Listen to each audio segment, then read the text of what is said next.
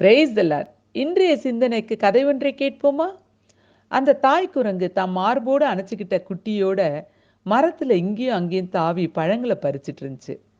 அந்த குட்டி குரங்குக்கு மனசுக்கு என்னவோ கஷ்டமா பட்டுச்சு.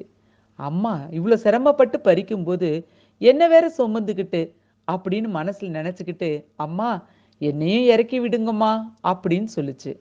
தாய் குரங்கு, இல்லம்மா, நான் அம்மா பறிக்கிறேன், நீ அம்மாவுக்கு இறுக்கமா பிடிச்சுக்கோ அப்படின்னு சொல்லுச்சு. இருந்தாலும் தொடர்ந்து அம்மாவை தொந்தரவு பண்ணுச்சு அந்த குட்டி குரங்கு. வேற வழி இல்லாம இறக்கி விட்டுட்டு, பத்திரமா அம்மா கூடவே பறிச்சுக்கிட்டு வரணும், அவசரப்படக்கூடாது அப்படின்னு சொல்லிட்டு பழத்தை பறிச்சுக்கிட்டு முன்னோக்கி போச்சு.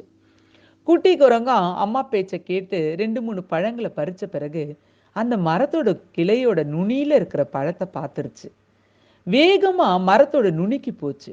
இத பார்த்த தாய் குரங்கு, அப்படி போகாதம்மா அப்படின்னு கத்துச்சு. இருந்தாலும் குட்டி குரங்கு காதுல அதை வாங்கிக்காம அந்த பழத்தை பறிக்க போகும்போது தான் அந்த கிளையோட நுனியில மென்மையா இருந்தனால இந்த குட்டி குரங்க தாங்க முடியாம அந்த கிளையோட நுனி அப்படியே வளைஞ்சுது.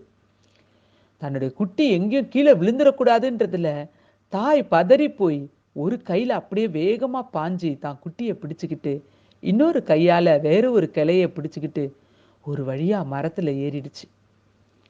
ஒரு பத்திரமான இடத்துல போய் உட்கார்ந்துட்டு தான் குட்டியை இறுக்கமா அணைச்சிக்கிச்சு. குட்டிக்கும் அப்பதான் புரிஞ்சுது, தனக்கு இந்த அனுபவம் இல்லை, இந்நேரம் நான் கீழே விழுந்திருப்பேன் இல்லம்மா அப்படின்னு அம்மாவை பார்த்து கேட்டுச்சு. ஆமாம்மா, அதுக்கு தான் அம்மா உன்னை மார்போடு இறுக்கமா பிடிச்சுக்க சொன்னேன் அப்படின்னு தாய் குரங்கு சொல்லிட்டு, சரி நம்ம வீட்டுக்கு போலாம் அப்படின்னு பறிச்ச பழங்களை மட்டும் எடுத்துக்கிட்டு அந்த ஆத்த கடந்து அந்த பக்கம் இருக்கிற தங்களுடைய இருப்பிடத்துக்கு போச்சு. அப்படி ஆத்த கடக்கும்போது மார்பில் இருக்கிற தான் குழந்தை தண்ணியில முழுகிடக்கூடாதுன்னு 2 கையாலையும் தான் குழந்தைய தூக்கிக்கிட்டு தலை மேல அப்படியே அந்த ஆத்த கடந்து போச்சு. நல்லபடியா பத்திரமா ஆத்த கடந்த பிறகு குட்டியை மீண்டும் மார்பில் வச்சுக்கிட்டு தன்னுடைய இருப்பிடத்துக்கு போச்சு.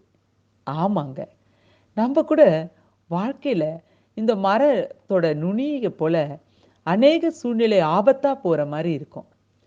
ஆத்த போல நம்மளை அடிச்சுக்கிட்டு போற சூழ்நிலையும் நம்ம வாழ்க்கையில வருது. அப்பெல்லாம் நம்ம என்ன ஆகுறோம்? வேதம் என்ன சொல்லுதுன்னு பார்க்கலாமா? ஏசாயா 46:4. இனிமேலும் நான் ஏந்துவேன், நான் சுமப்பேன், தப்புவிப்பேன். ஆமாங்க, இனிமேலும் சொன்னா என்ன அர்த்தம்? இதுவரைக்கும் அவர் தாங்க நம்மளை பாதுகாத்து வந்தாரு.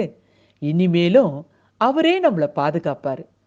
சுமக்க வேண்டிய நேரத்துல சுமந்து, தாங்க வேண்டிய நேரத்துல தாங்கி, தப்புவிக்க வேண்டிய நேரத்துல தப்புவிச்சு, ஏந்த வேண்டிய நேரத்துல ஏந்தி நம்மளை எப்படி பாதுகாப்பா வச்சிருந்தாரோ அதே போல அவரோட அரவணைப்புல நம்ம இருந்தோம்னா ஏசப்பா நம்மளை பாதுகாத்து கொள்வாருங்க.